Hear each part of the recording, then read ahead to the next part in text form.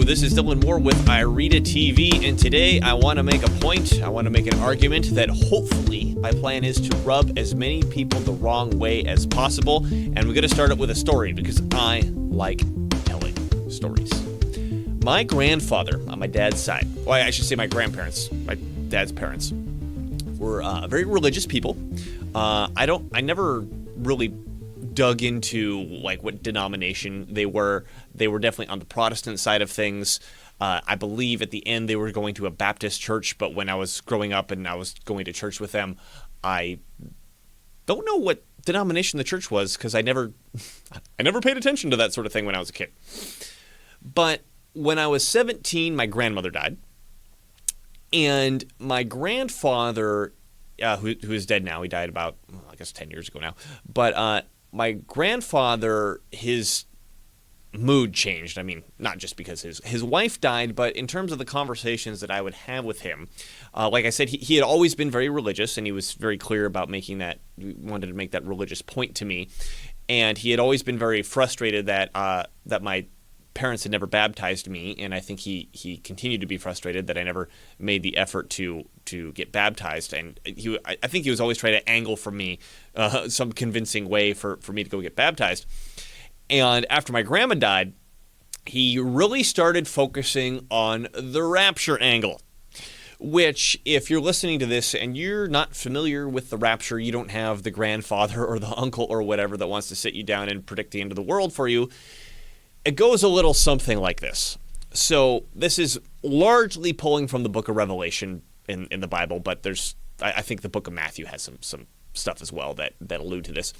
But that the end times of Jesus coming back and how the world is going to be destroyed before Jesus comes back are all described in the book of Revelation, and there is a growing number, I don't know if it's growing, there's a large number of, we'll call them biblical scholars to give them some credit, that are claiming that, hey, we can predict what the events are going to be in the 20th century, I guess 21st century now, in the 21st century of how the world's going to end. And I mean, this is stuff like, China's going to do this and Russia's going to do that, and we can prove it in this passage where, it says here that there's going to be 200 million men that are going to invade, and oh my God, look over here, China has a 200 million man army, so there it is, and all the sorts of stuff. And it was, something like nuclear war was supposed to happen, a third of the people are supposed to be wiped off the face of the earth, Satan is literally going to come back, rule for 1,000 years, and before all this starts, all the people who are still alive and who have accepted Christ and are saved are going to be removed from the earth. They're going to be raptured off, as they say. And so they're going to be saved, they're going to be raptured off, and everybody else who didn't accept Jesus Christ is going to be left over to fight it out in the worldwide nuclear war that's going to happen, and where Satan is going to rule for the next 1,000 years. At the end of the 1,000 years, I may be getting some of these details wrong. I'm remembering it from what my grandpa used to tell me. At the end of 1,000 years, Jesus is supposed to come back, fight with Satan, throw Satan into the pit or whatever, and then Jesus rules forever with his faithful who get new bodies.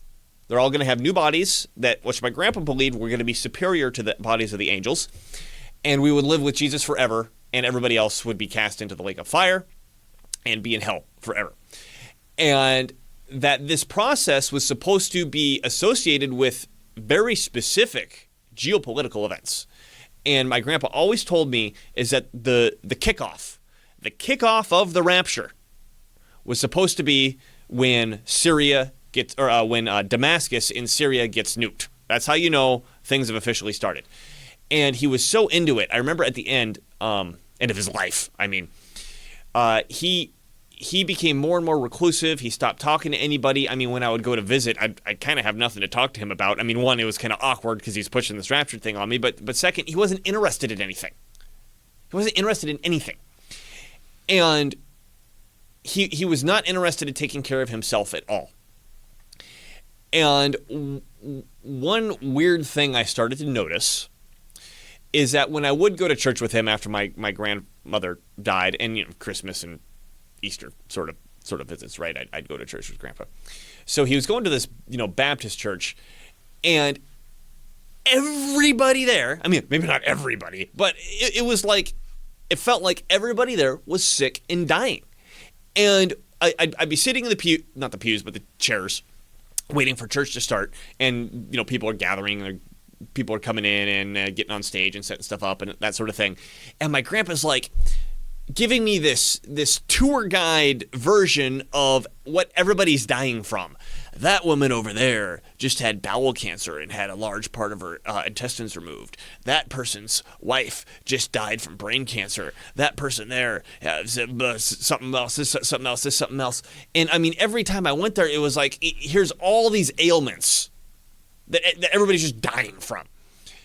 And I'm like, God, this is macabre, however you pronounce that word correctly.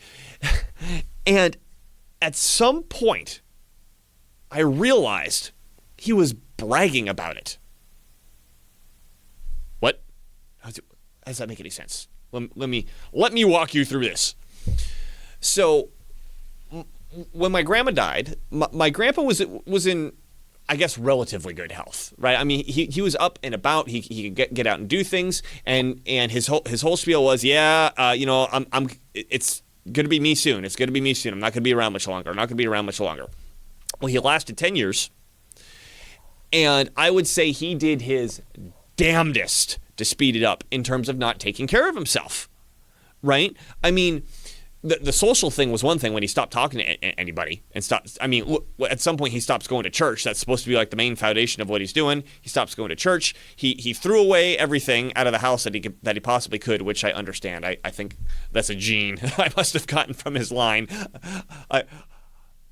If I pick something up and I can't think in 10 seconds what I could possibly do this thing, I just want to throw it away, which is a point of tension with me and my wife and the amount of stuff in our house. But sounds like my grandfather who threw away everything after my grandmother passed, and didn't do any sort of exercise and ate very, very poorly. I mean, he quit cooking for himself, and his big thing was to go to any fast food, greasy spoon restaurants that he could for his meals every day. And I mean, I understand as like part of his generation, they don't have the same nutritional understanding that we do today. But if I ever tried to even broach the subject of him taking better care of himself, I mean, for example, at one point he says, he becomes a diabetic, and these are just the things that happen when you become old. And I'm like, well, old may contribute to it, but what also may contribute to it is this absolute garbage that you're eating. To even vaguely, kind of, sort of broach the direction of that, he would just completely shut down and not have any interest in it. At all. I'm not going to be around much longer. Personally, I think he was doing his best to commit suicide without actually committing suicide, because that would, that's a straight way. That's a one-way ticket to hell, to actually commit suicide. I want to be with my wife. How do I speed this up, was essentially his mindset. So what I realized is that, one other important point. Now, I'm in like my late teens, early 20s in this process, right? And the conversations with him were something like, for example, when I was still going to college, why are you bothering going to college? Because, it's basically going to be tomorrow. The whole Rapture thing's going to kick off tomorrow. Why even bother with that sort of thing? Why even bother making these long-term plans is essentially the idea. And he was so convinced that everything's going to end at any second.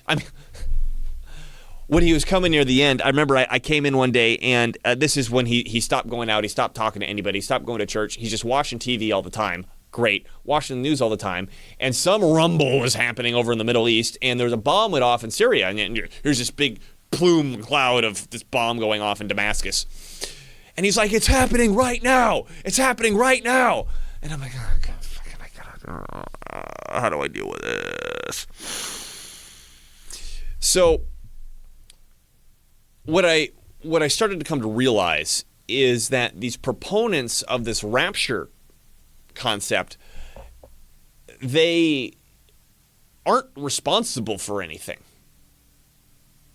Like, hey, Grandpa, don't you think you're a little responsible to take care of yourself so you can help the generations that came after you?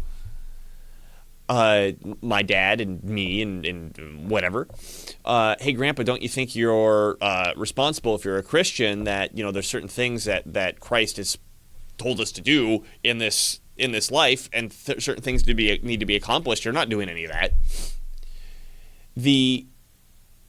And then at the time, I didn't know anything about like the preterist view or dispensationalism, I think is what they call this is an academic term for the rapture. I might have that wrong. Don't email me.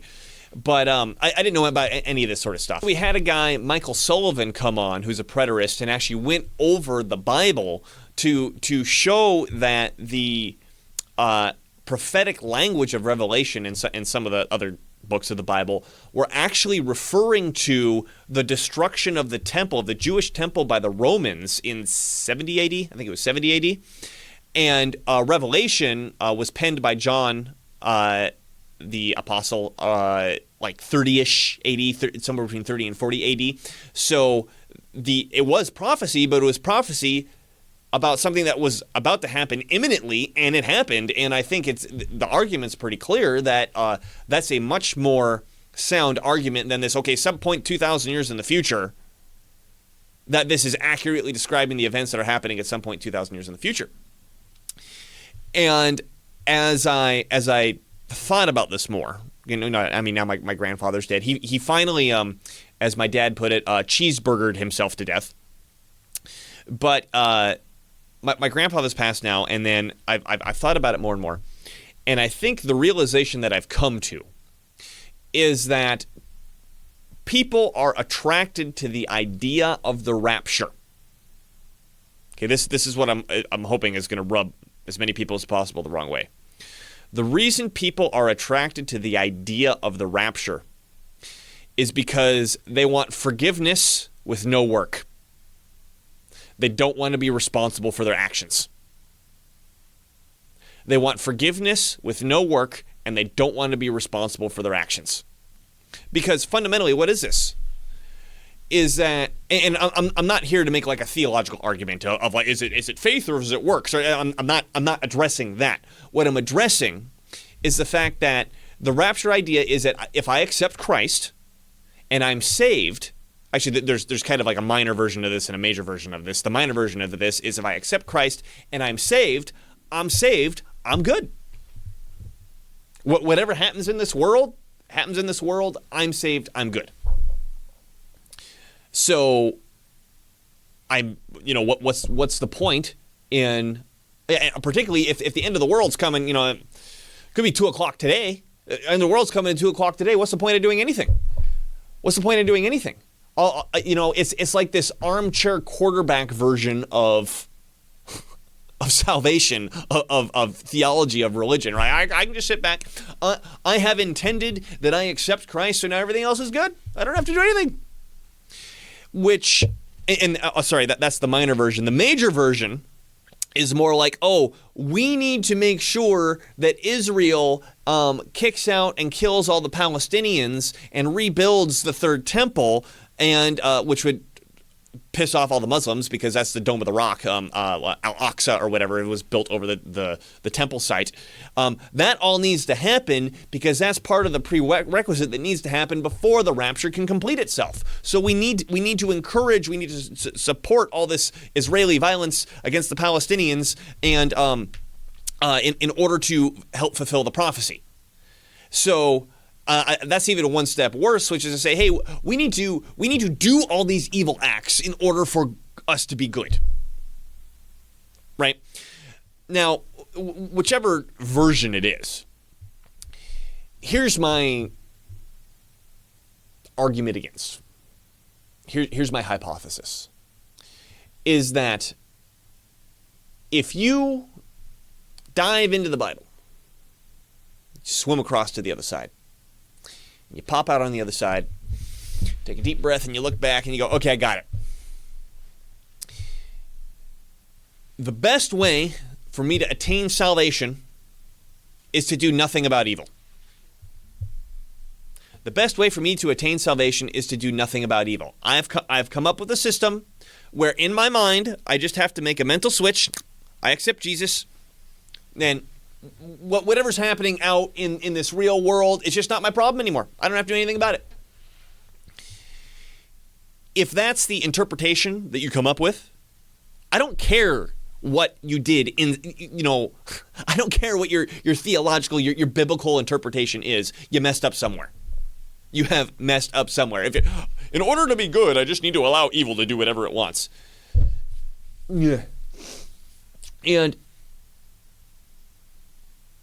as I've thought about this more, particularly after I did that show with Michael Sullivan about the preterism, is that, and then Michael, if you do end up seeing this, it was a great show. I'm not criticizing you. I just want to make a point here, which is that I'm not sure that, at least en masse, arguing from the preterist viewpoint will effectively convince a lot of people that buy the rapture to not buy the rapture anymore.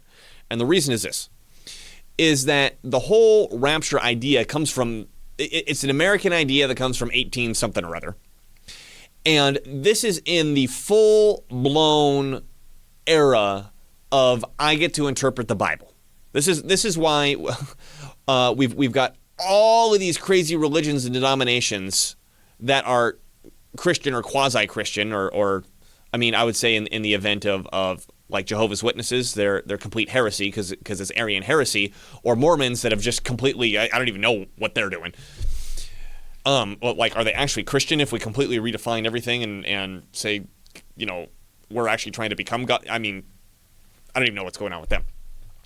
But one of the reasons that we get this absolute explosion of all these different crazy denominations is, I mean, everybody from Europe who wanted to do that ran, and they came with this idea that Luther really pushed forward, which is that sola scriptura, you need to access and read the Bible for yourself, which I'm not arguing against. But what I am arguing against, and I believe Luther also argued against this when he saw what the Anabaptists were doing, which is, I can interpret it however I want. And now I can base my actions off that interpretation, and I know it's correct because God is talking to me, telling me that is correct. And I mean, this is a big argument from, I would say, both the Catholic and the Orthodox side is no. You guys need our help to interpret this because you don't know what you're doing. You can't just fly off half-cocked interpreting this however you want. So all the people who were doing that were busy killing each other in Europe for hundreds of years. And then as they start escaping to the United States, they're bringing this idea of, I get to interpret the Bible however I want. Plus, they got one more advantage, which is, hey, here's all this space and with no one to tell us what to do. Right? We can just move out into the woods, move up into the mountains, start our own thing, and there's nobody else here to tell us what to do. So from that mess, this rapture idea gets born. So it's not like there's any massive basis of this in like church history or church understanding of what these passages from the Bible mean.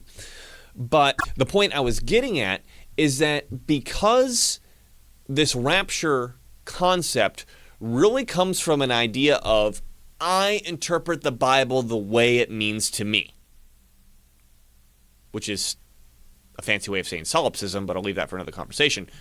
I get to interpret the Bible the way it means to me. If I come to you with a preterist, or you, the acceptor of the rapture idea, if I come to you with the preterist idea, which is say, no. See, if you read this a little bit more carefully, and we do it in the same way that we've read the rest of the Bible, under the same rules that we've read the rest of the Bible, it's actually much more clear that this is referring to the destruction of the Second Temple in 70 AD by the Romans in Jerusalem. You can make that argument as clear as day, as long as you want to. But if the initial premise, if people got to the rapture by saying, I interpret the way it means to me, if the person wants to, they can always say, well, that's not what it means to me. The way it means to me is rapture. And ultimately, as long as that's the premise that's been accepted, that I can interpret this however the way I want, well, your preterist view, that's just you interpreting it the way you want, and that's just like your interpretation, man. So I guess this is my hypothesis. I haven't tested this. but based on my understanding of intellectual self-defense, this is the way that I would approach it. And I think it should be approached. And before I say this, let me say this is why I think this is important to me, is that at any level, regardless if it's religious or anything else, the idea of somebody having some sort of mental construct that alleviates them from their responsibility in the real world is evil. It's bad and is doing a disservice to the entire planet. To the entire society that everybody lives in, the entire country that everybody lives in, the entire community, everything is doing a dissatisfaction of you have the ability to stand up, do something positive, do something against evil, protect the innocent, whatever, and you choose not to. And you have an ideology that says that's okay. I'm not responsible for the choices that I made because I made the only choice that ever matters, which is I have internally accepted Jesus. Any way you get to that, you now have a society that just stands back and lets evil happen. So I am personally interested in this idea, regardless of the religious, whether or not I'm religious, is I know that there's such a massive population that believes in this sort of stuff in the United States that this is kind of a hot topic that if we can address it more effectively, then I think it's good for everybody.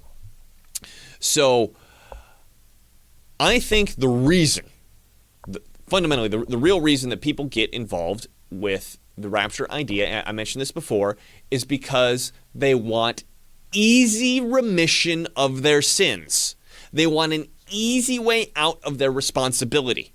Right? I mean, let me kind of like try to put this in perspective. Okay, let's say I get some girl pregnant and I leave her 5 minutes before the baby's born, and she has this baby. She's trying to use the court system to chase me down for child support, and I'm always playing this game of how do I not pay my child support, right?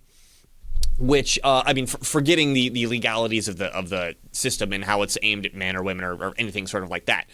I'm just looking at it from a sense of I get a girl pregnant and I leave her with the baby to fend for herself.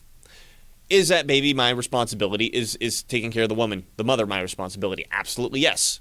If I can come up with some sort of abstract to say, well, I'm not really responsible for that, and I have some mental reason that convinces me that I'm not responsible for that, and therefore I don't act to take care of the mother and to take care of the baby, well, that's disgusting.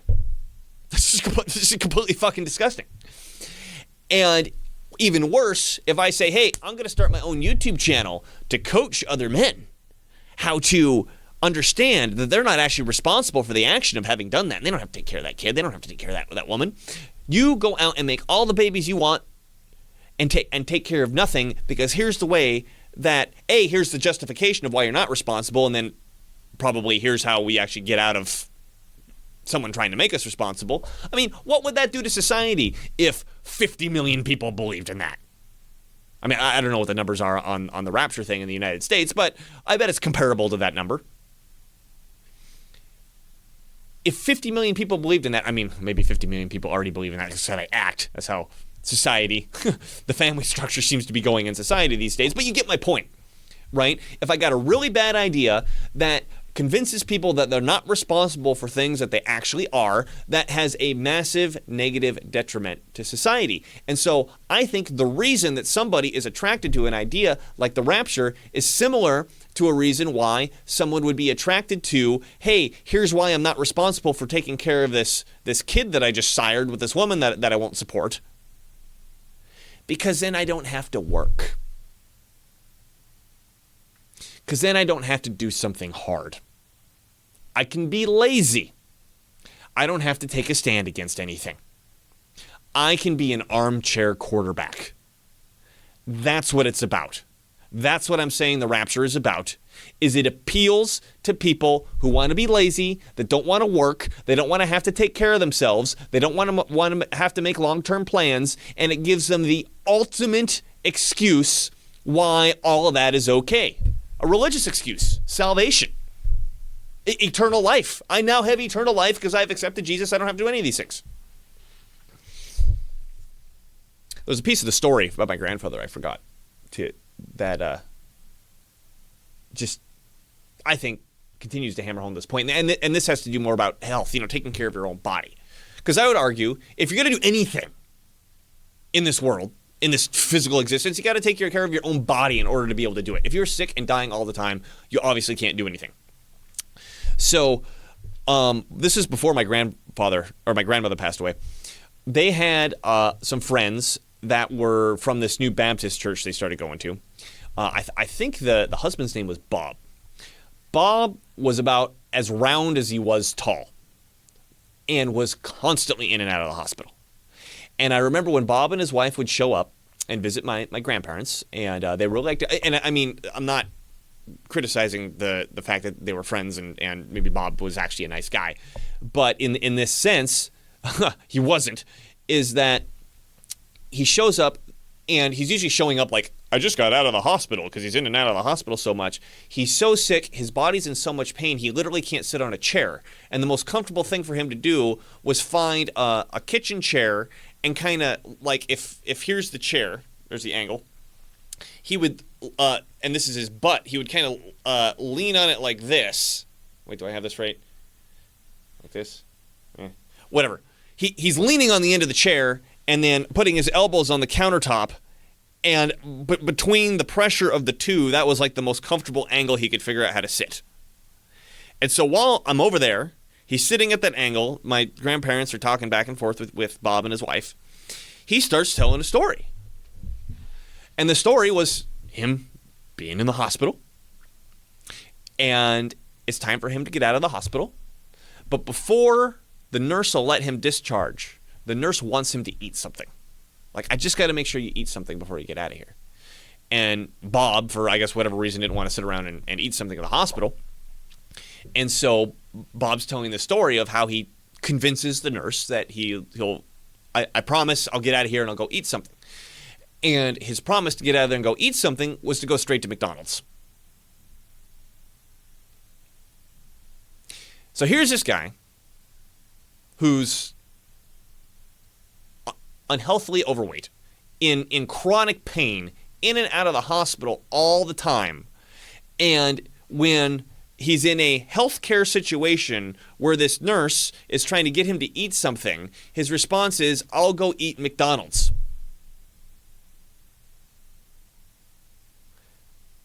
And I don't know if he's from a generation that doesn't connect the fact that food actually, or plastic, I mean, who hasn't seen the videos of you put McDonald's on your counter for 5 years and nothing changes about it? How much of that food is fucking plastic?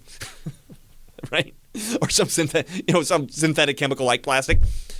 You're going to go eat that food and then wonder why you're sick and in the hospital all the time? And make no effort whatsoever to change it. And then when someone brings it up to you, now I didn't bring it up to him, this is stuff I brought up to my grandfather, just act like, men don't live forever. God said I think after the flood with Noah, because, the ancient patriarchs, they lived to 900 and some years old, and after that, God said they're only going to live to 120. Men only live till, men don't live longer than 120. Their life on earth is like the blink of an eye. And basically, flipping on me, if I say, hey, why don't you take better care of yourself, flipping it on me that I'm making some sort of religious error.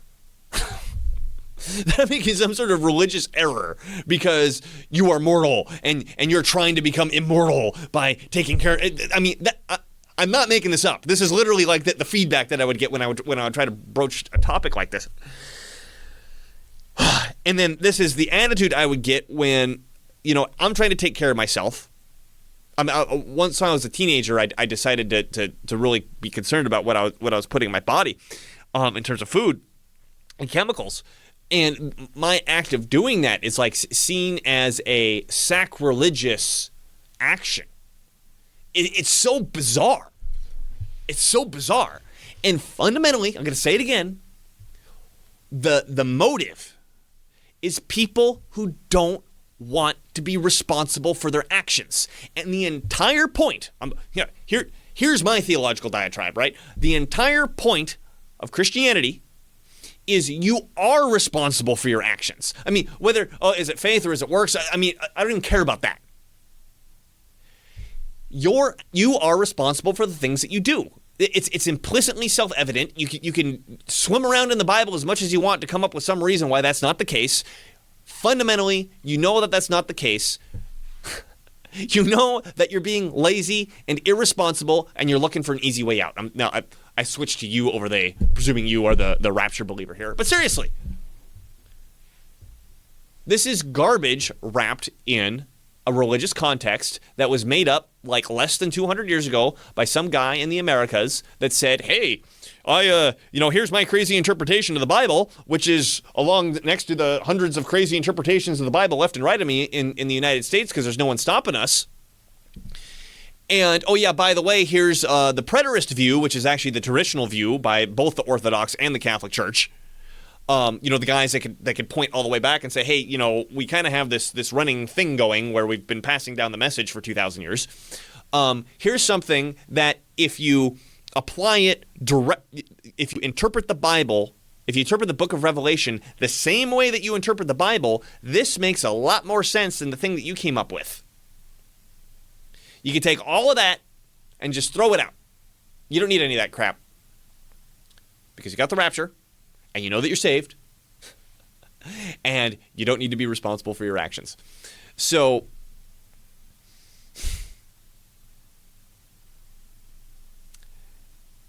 I think, again, this is my hypothesis, is that I think it's a much more effective way of addressing this issue, this rapture issue, you're essentially, you got to get in somebody's face and say, look, I am holding you responsible for your actions. And you are weaseling out of it with this shaky bullshit interpretation of the Bible.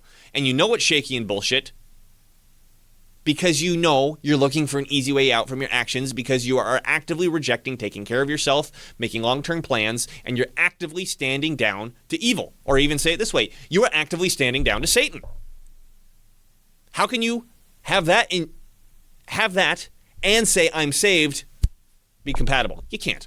So I really look forward to the YouTube comments saying that I'm not saved and that I don't understand the rapture. But even despite that, rapturists know deep down you are responsible for your actions, and you can accept Jesus in your brain all that you want, but if your actions, whether it's faith or works, whatever, if your actions are evil, your actions are still evil. You can't be saved when you're fucking evil. Give me a break. So, Dylan with Ireta TV. Check me out at ireta.tv and leave me all the hateful comments you want. I probably won't respond to them. Thanks.